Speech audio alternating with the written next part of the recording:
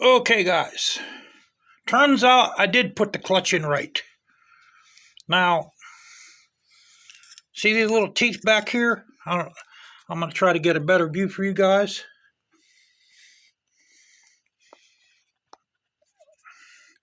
See all these little teeth back here? That's where the steel plate, it goes in, and that set of teeth back there is what stops the steel plate from hitting the back of that. Okay, now let's go over to the table. Okay, so like I said, I had put the clutch pack in correctly. I started with the steel and I end with the friction.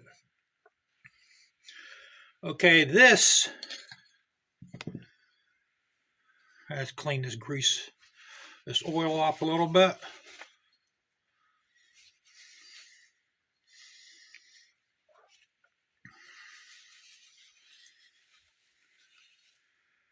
This is what your friction plate contacts. So let's get a friction.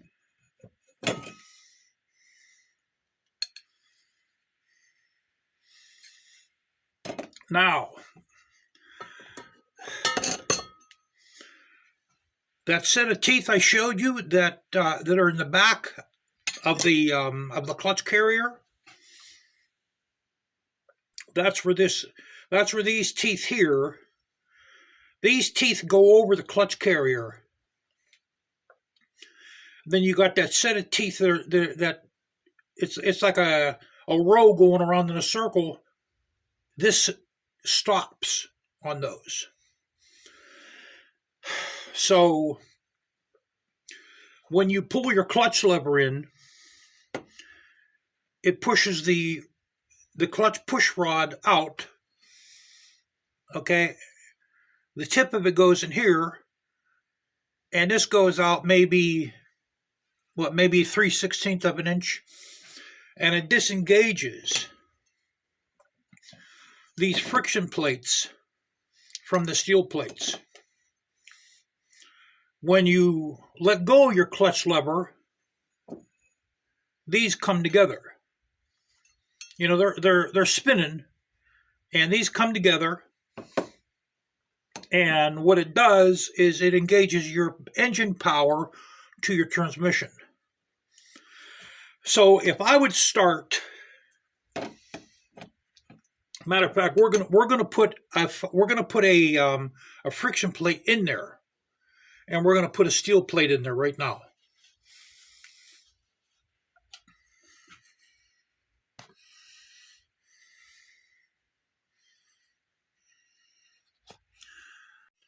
All right, now, just to show you guys, we're going to put a friction plate in first. I'm going to show you what happens to this.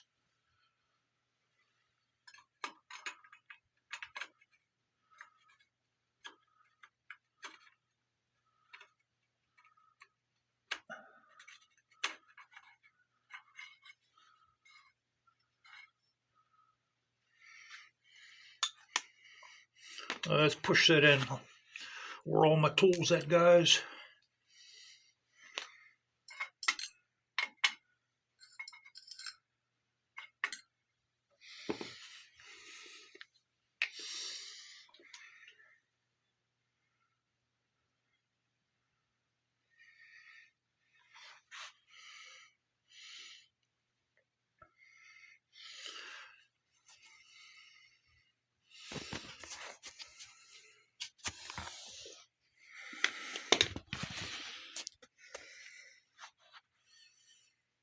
Guys, I don't know my ass man from a hole in the wall anymore. Okay, now let's put some light on this. Okay, now see how that's sitting in there?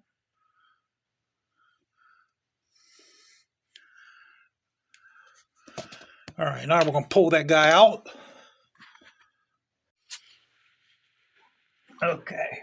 And yes, I got a magnetic tool this time, guys. What is that?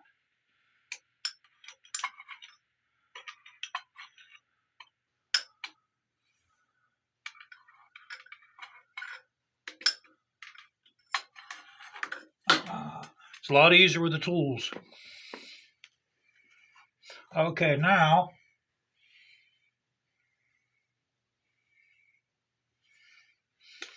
let's put a steel in. We're going to start with a steel.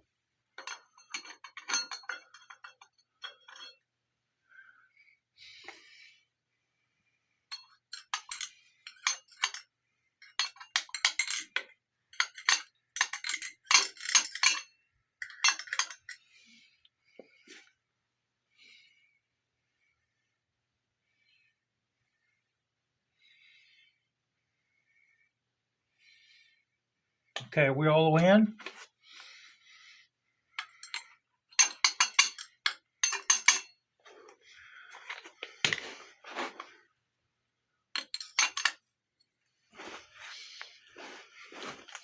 Now the steel, it's not going back no farther either. That's as far back as the steel goes. So that set of teeth back there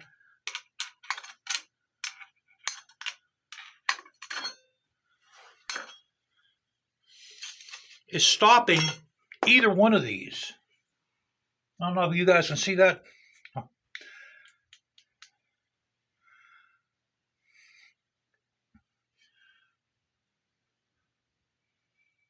There's a set of teeth. There's a set of teeth way in the back here at the end of this inner gear.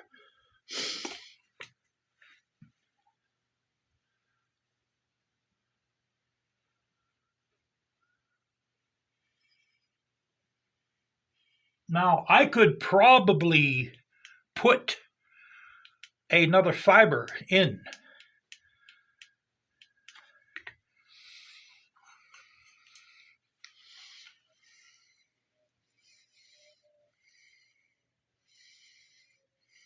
So what I want to do next is I want to look at my steel plates to see if they have any scratches on them. Let's do that next. All right, I checked all of the steel plates from the 9. None of them are scratched or gouged. Now, I want to show you guys the difference.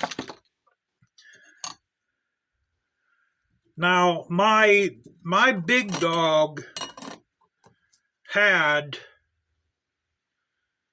there's one thick plate in your in the big dog 12 disc set.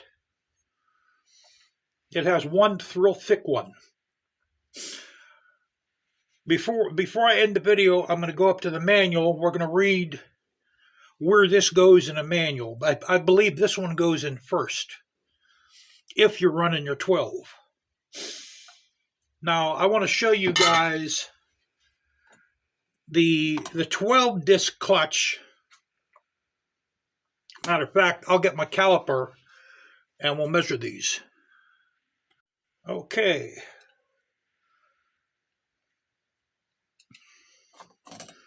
Okay, this is one of the thin discs from the 12. Let's see, what do we got here? This is 0.085. Well, actually 0.081. Now this is one of the thick ones from the 9.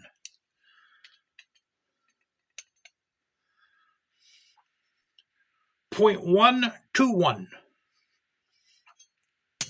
So let's put that in millimeters.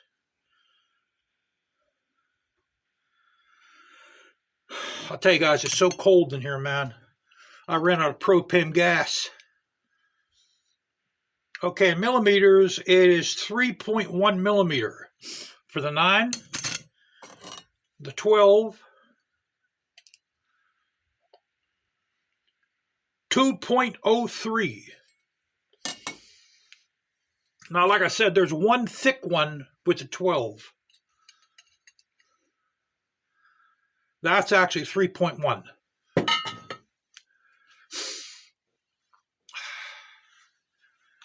Okay, so why is it slipping then if I put it in correctly? What I'm going to try to do is, this is your clutch tension spring. I'm going to get one. I'm going to get a heavy duty one. Okay, this might be old. This might have been my problem. And the clutch springs that go on the outside of this, I'm getting heavy duty ones for this also. That could have been what my problem was. You know, I hate to add a. I have the friction discs from the 12. These are all still good. I hate to add one and find out that it's going to slip again, and then I have to tear it apart one more time. So let's measure these. I want to measure these guys in millimeters also. This is from the 12 setup. 2.40 millimeter. And this is from the 9. 2.45. So these are actually still good from the original clutch. I'm going to set these there. I don't want to get these things mixed up.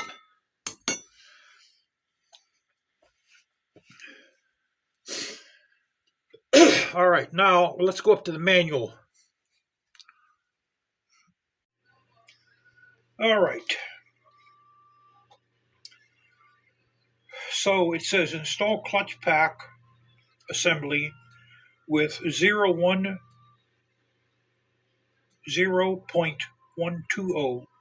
Okay, let me repeat that.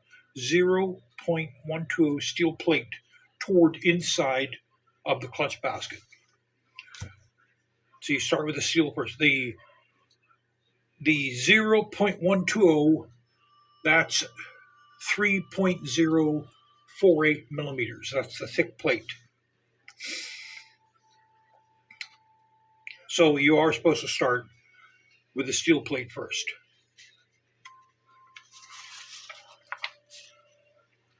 And here, I'll show you guys. Let me turn the manual around here.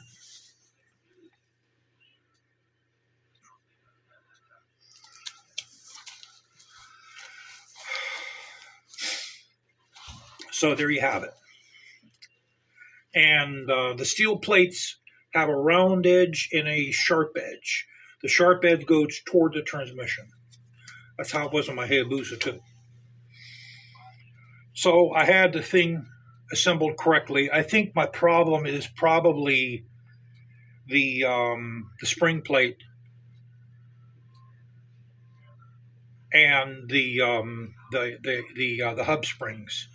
I think I'm going to get stronger hub springs, or I should say, the hell is that goddamn thing called? Hold on, guys. I got the book here. I got to get it right.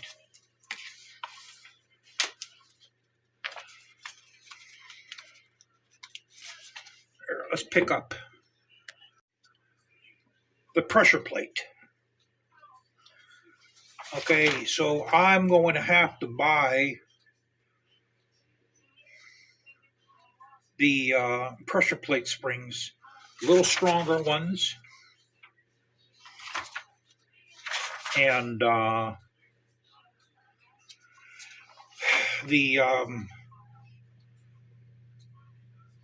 clutch plate spring.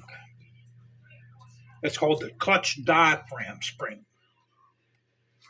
I'm going to try to find a heavy duty one. That'll help push those discs together. And I'm thinking of trying transmission fluid in that primary instead of a recommended oil. It's another thing I was thinking of trying too. Every Everyone I read about, they say use transmission fluid. So turns out I had it installed right. It's just there's something going on there, and I think it's with that clutch diaphragm spring. I think I need a heavy duty one for that, because I was going to get a Bandit clutch, but I got to watch the money, guys. It's not growing on trees.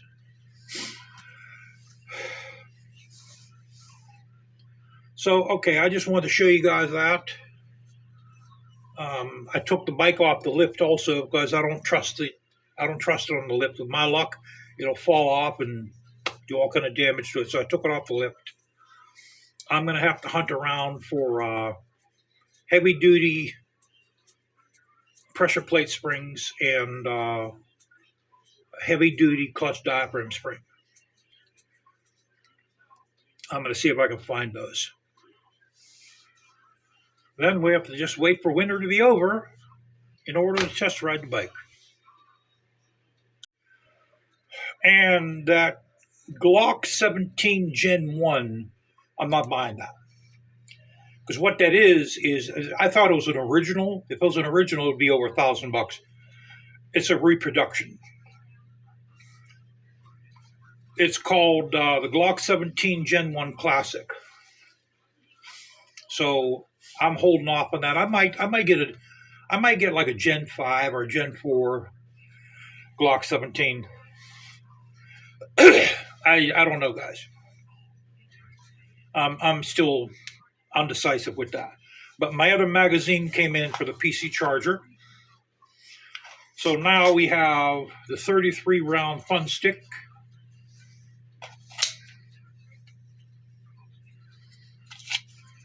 And that fits Glocks, by the way. And we got the 17 round. Yeah.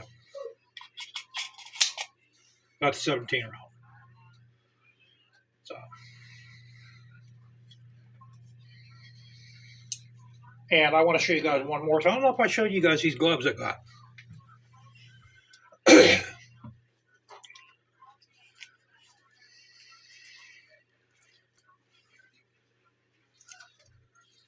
Yeah, I don't remember. So I got these on eBay.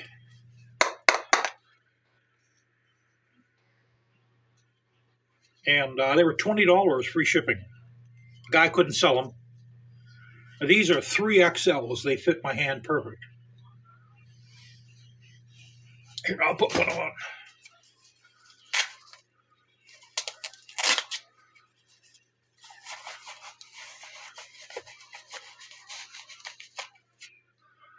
So that goes there. This comes around like that.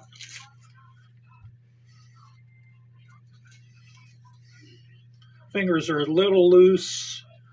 Any glove I get, it's always the thumb.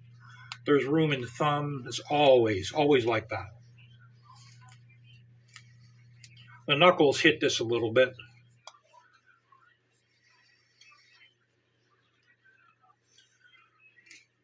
But, they're not something you use every day. For $20, I couldn't pass these up.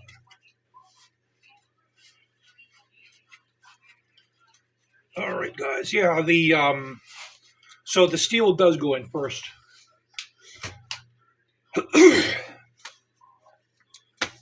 But I think, because my 12 didn't slip. The 12 didn't slip at all. I think the 12 didn't slip because there was more of them. There was 3 more of each. So I think that's what I need. I think I need a stronger diaphragm spring and heavy duty pressure plate springs. I think that should do it. So, all right, I'm going to hunt for those, and we'll see what we can do.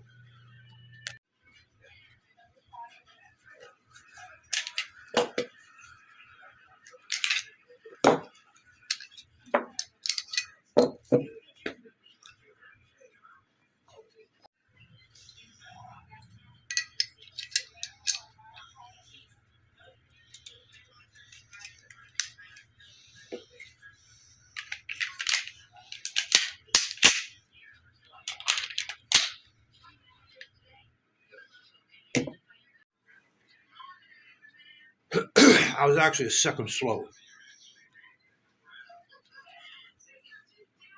So 8 seconds to field strip this. 8 seconds, guys. Oh, look that. Yeah. Okay, you can see the firing pin. Look at that. The only thing I didn't do is I didn't take it off safe.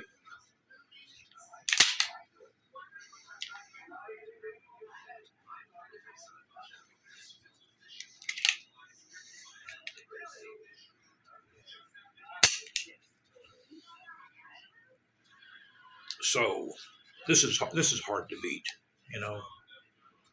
very hard to beat.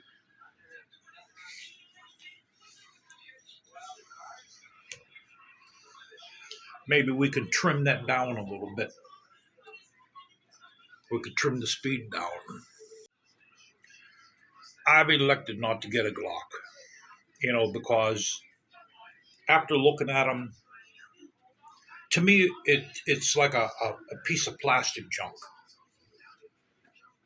You're going to pay $500 and you're holding a piece of plastic. I think I'd regret it. What I'm thinking of doing now is I'm thinking of getting a 45, like a 1911 45. One, not the original one. They're too much money, but maybe a Rock Island. The SIGs are too much. They're like $1,200. They're just way too much money. And there you'll be holding a metal frame at least. So yeah, as for that clutch, it does take a steel plate in first, and here, let me show you guys the schematics. Okay, here's the schematics right here.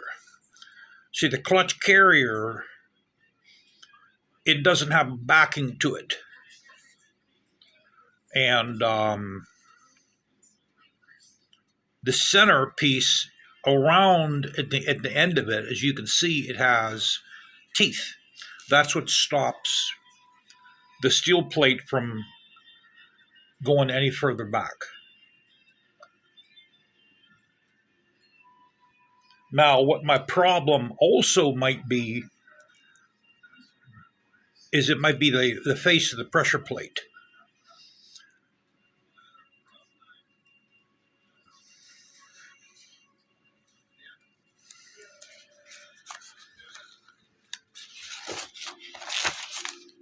Okay, I think that's about it. Yeah, that's about it. Okay. So if you have a steel plate, if you have the clutch assembly ending with a steel, it's going to contact when the pressure plate closes. It's going to close on a steel plate, and it's going to wear that down. Now, a lot of people think, well, metal on metal, it'll have a stronger bind, but you'll also wear that pressure plate down real fast.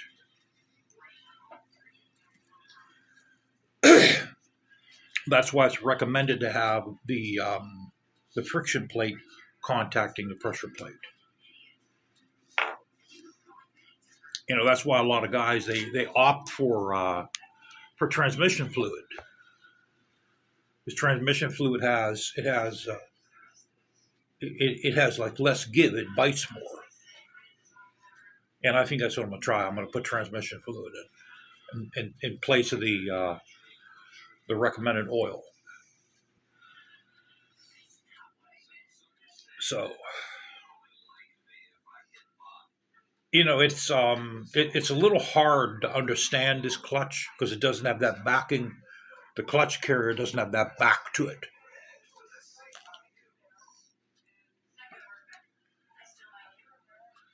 But basically what's going on is the inner cog spins and the outer cog spins. Now, when you let go of the clutch cable, all the discs, the steel discs and the pressure plate discs, they all close and they grab each other. And that's what connects the power from the engine to the transmission. When you push the clutch in, it spreads those apart and it disengages the drive line. It disengages the power from the engine to the transmission. That's, in a nutshell, that's how that works. Now, by getting a stronger, like a heavy-duty clutch diaphragm plate and heavy-duty pressure plate springs, what that's going to also do is going to make the clutch lever a bear to pull in, and it also might cause the clutch cable to be prone to snapping. It'll definitely put a lot more stretch on that. It'll definitely put a lot more pull on that clutch cable, so that might break a lot easier and maybe even a lot sooner. And that happened to me once, guys. Once that clutch cable breaks, you either got to park it and call a flatbed, or you got to ride home in whatever gear you're in, and hope to God no one stops in front of you.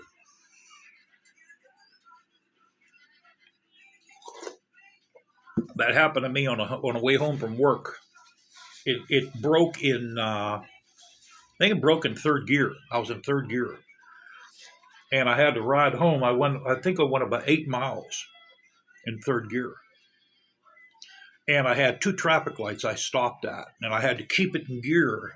And the motorcycle, I had a hard time holding the motorcycle from going forward in the traffic light. So that's why I don't really think it's a very good idea. Hold on, I'm shaking a little bit here. Here we go. I don't know why I was holding that. I'm a little reluctant to put a heavy-duty set of springs on a pressure plate and a heavy-duty clutch diaphragm plate. I think what I'm going to do is I'm going to add another steel. What I'm planning on doing, what I'm fixing on doing is I'm going to keep the 9 plate setup, but I'm going to put the real thick, the 3mm .049 steel plate from the 12 setup. I'm going to put that in first, along with another one of the steel plates from the 9. So my first 2 plates I'm putting in are going to be steels. So what I think that'll do is that'll cause the clutch it'll have less of a opening. So that might make it a little tighter, and that might serve the purpose of that might accomplish the purpose of eliminating it from spinning. Because for some reason it's not closing with enough force. So by putting that extra plate in there, it might have a little bit more force when all the plates close up. Now, I might actually be able to test ride it in February. We have, at the end of the month, because we actually have 60-degree weather coming next week and a lot of rain to wash all this salt away. So I might actually have a dry day. I might. Guys, I found a problem with my clutch. All right, here's the pressure plate. Now, I want you to observe this edge and the inner edge right here, okay? All right, this edge here and this one.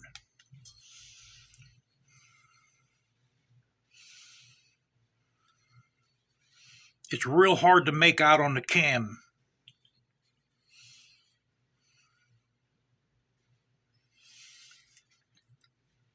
Now, let's get a, let me get a disc, a friction plate disc. Let's clean the oil off of it first. Okay, now,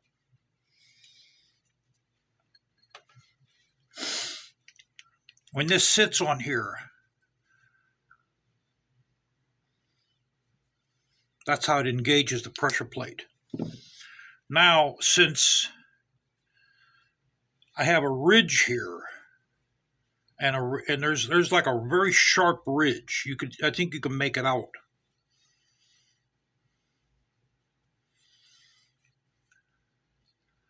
So actually, the inner one is worse than the outer one. So what's happening? This material isn't making full contact on the face of the pressure plate.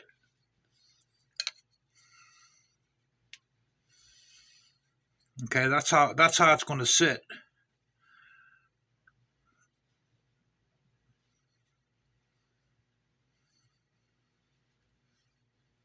So it's not making 100% contact on it. That's what the problem is. So what I'm going to have to do is I'm going to have to refinish this. I got to take this ridge down. There's a very slight ridge on the outside, on the outer. I'm going to have to take that down too.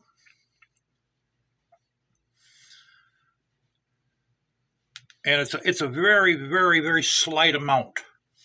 It's either that or buy another one of these, which I have the money, but I think I could rescue that. I think I could resurrect that pressure plate, but that's what the problem is. I'm trying to find heavy-duty pressure plate springs on top of this. I want to replace it. I contacted Dennis Kirk. I'll probably hear from them tomorrow. It's like 1 o'clock in the morning right now. And so I'm going to try to I want to put heavy-duty pressure plate springs on this, and we're going to refinish the face of this. Man, is it cold in here. I ran out of propane gas. Okay, I'm starting off at 180. Too high. Too high, guys.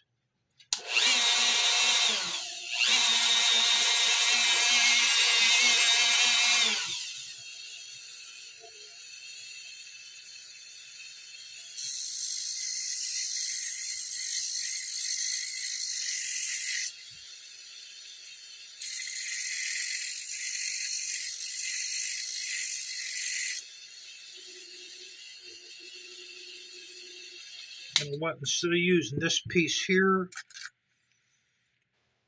let me get my big disc. Now, this is going to take a really good eye and a real good hand because you want to get these flat. Which I'm pretty good at doing this.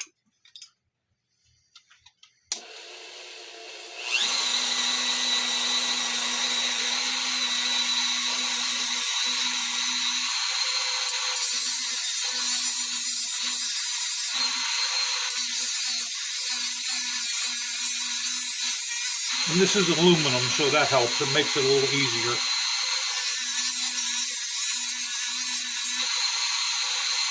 Now, see, you can see. Okay, that's what the problem was. We have a ridge on this guy here.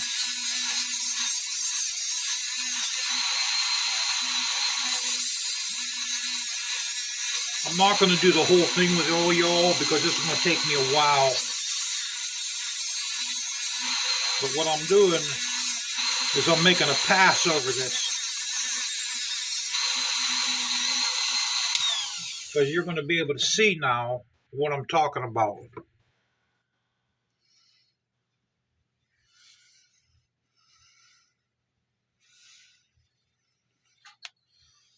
Now, once I'm done getting this ridge down, I'm going to lay my sandpaper. I have sheets of sandpaper, all different grits. We're going to lay it down on a flat surface, and we're going to rub it over it like that. So I'm going to turn you guys off, and I'm going to take this ridge down because this is going to take a while.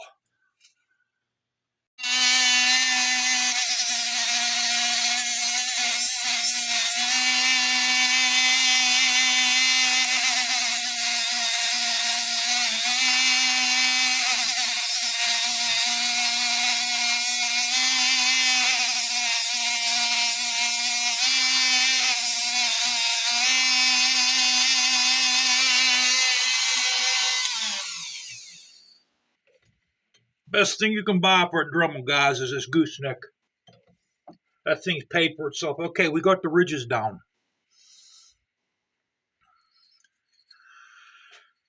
Okay, now that's all I'm going to do with the Dremel. Now what we're going to do is, we got our sandpaper here.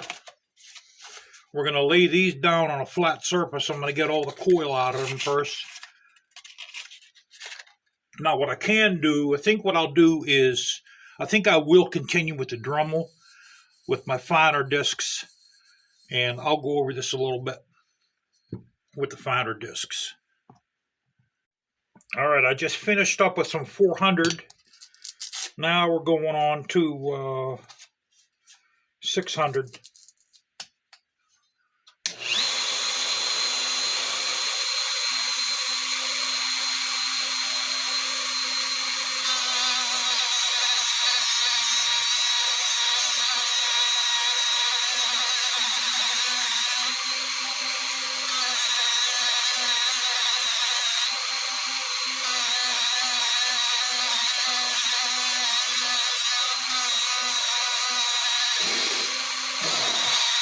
Man, is it cold in here.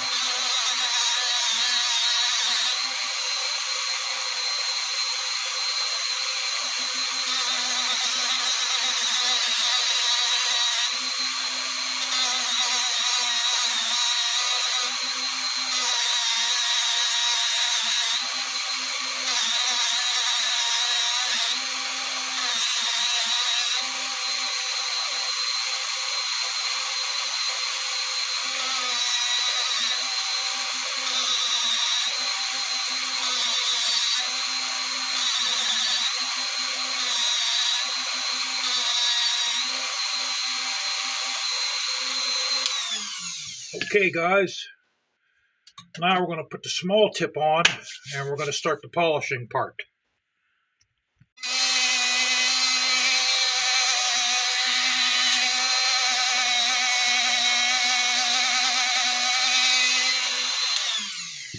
Okay, now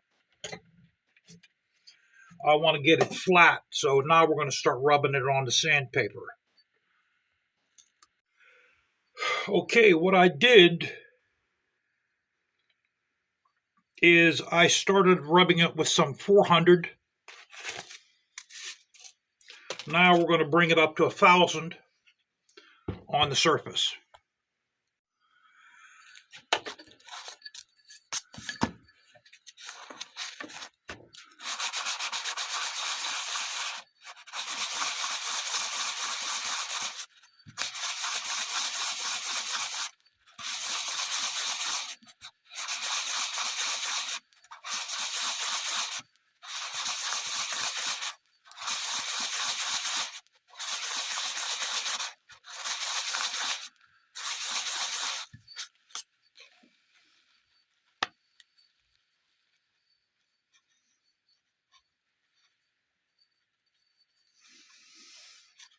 I think what I'm going to do is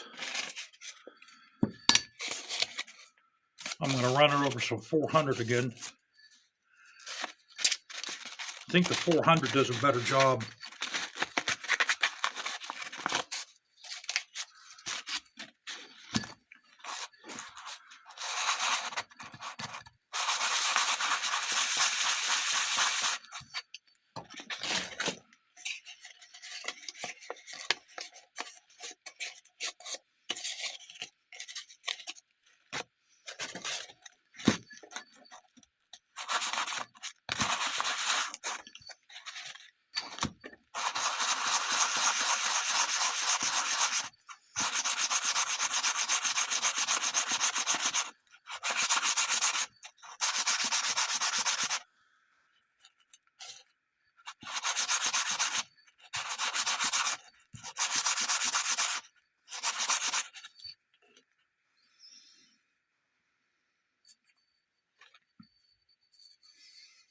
think that's about the best we can get it, guys.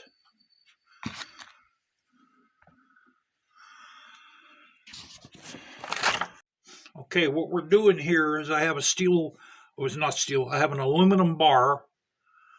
This is actually one of the struts from a Honda Rebel. Oh man, I put the 400 around it. And we're going to do that. So that gets it nice and sparkling flat.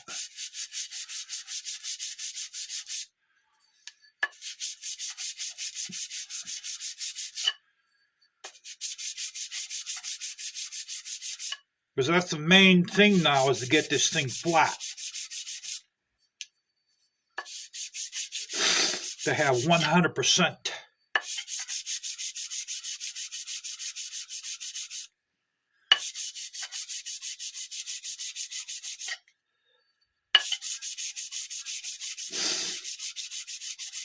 Yeah, that's doing the job, guys.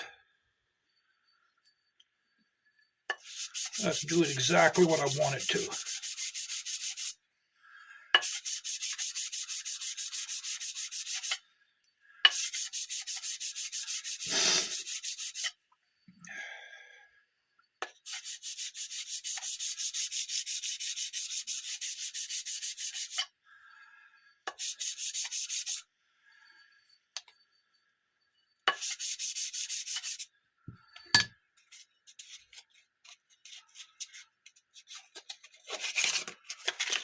All right.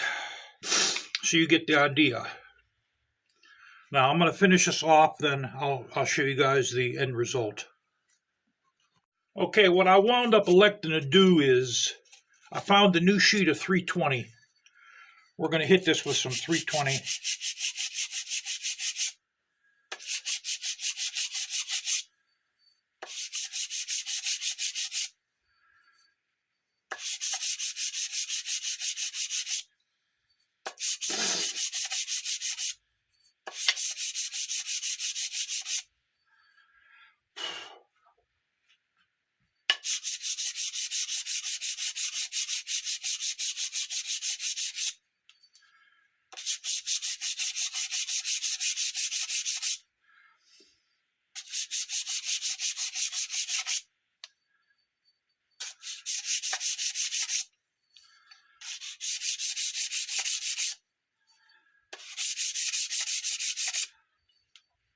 Now, I'm not going to polish this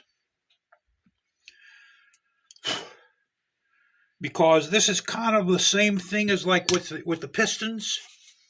If you polish a cylinder wall, the oil's not going to have nothing to grab onto. So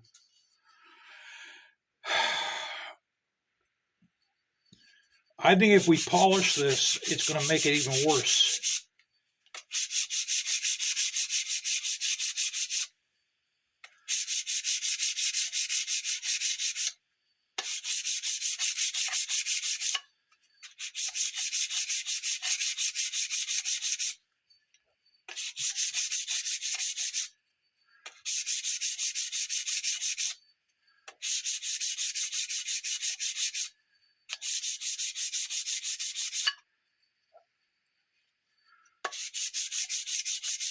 Okay, guys, I think we got it, man.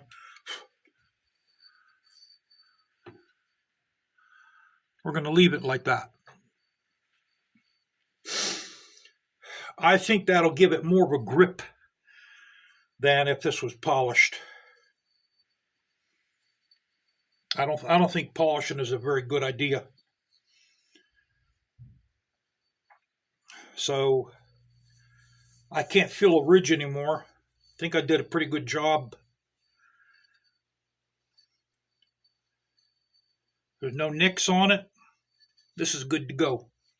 I did take the diaphragm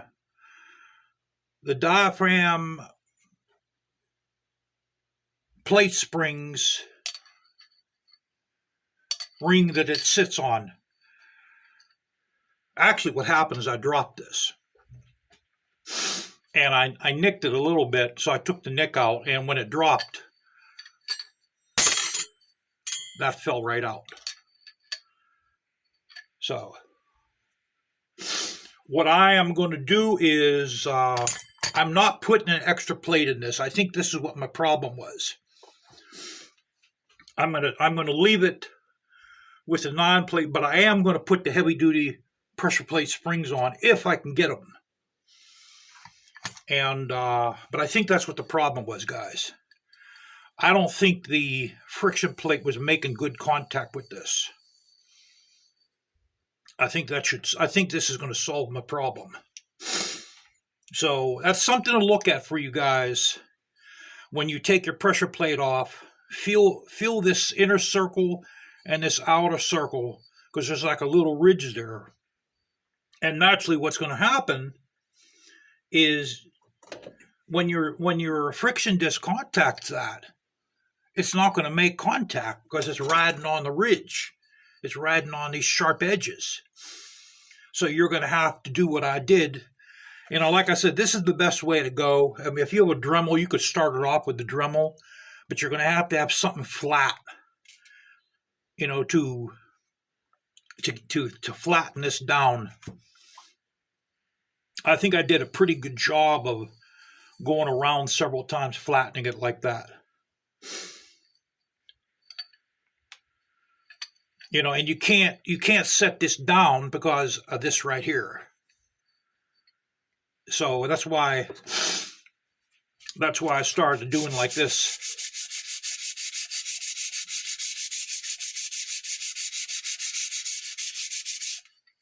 And I think we're cool. I'll go around one more time.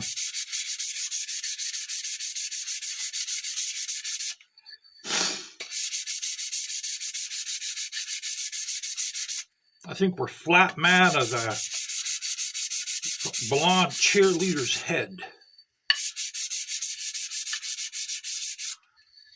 I think we're cool. All right. She's finished.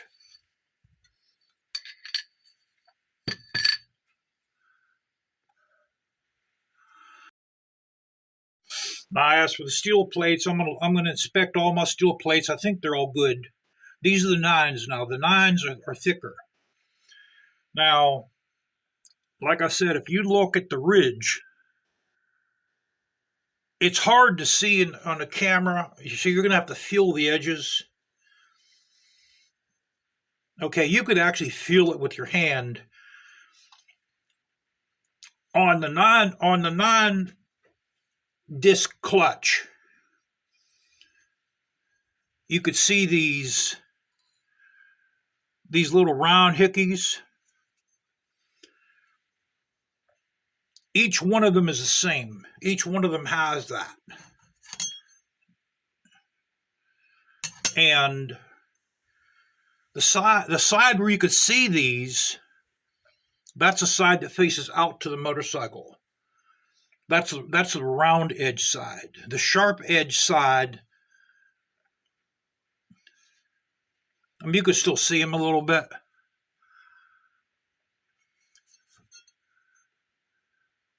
But the side where you see these two little round hickeys, that's the round edge side.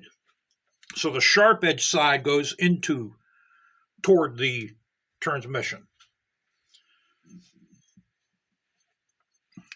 But I inspected all these already. They're all really good. And I'm going to also put transmission fluid. I'm not going to put oil back in that primary. So we're going to have to re-soak these in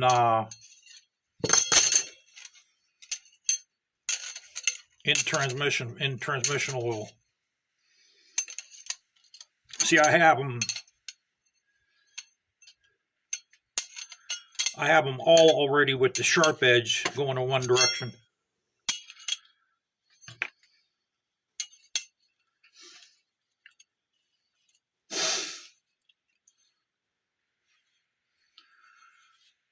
Okay, let's move that pressure plate.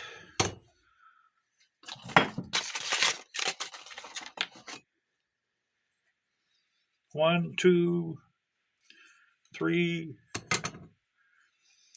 4, 5, 6, 7, 8, 9. Okay.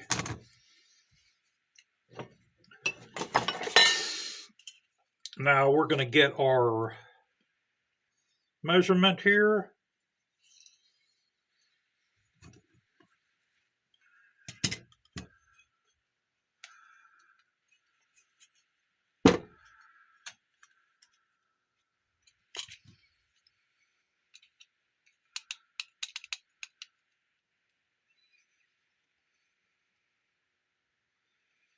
.965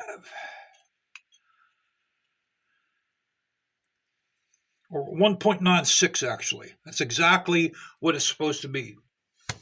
Like I told you guys, the 12 disc is the same. The 12 disc the 12 disc clutch pack height. That's the thickness of all the plates, all the steels and frictions put together. It's the same for the 9 and the 12. What makes the 9 different is the steel plates are thicker than the 12. That's why the 9 is better, because the thicker plates won't warp. So, all right, I have to wait to hear from Dennis Kirk, because I don't mind a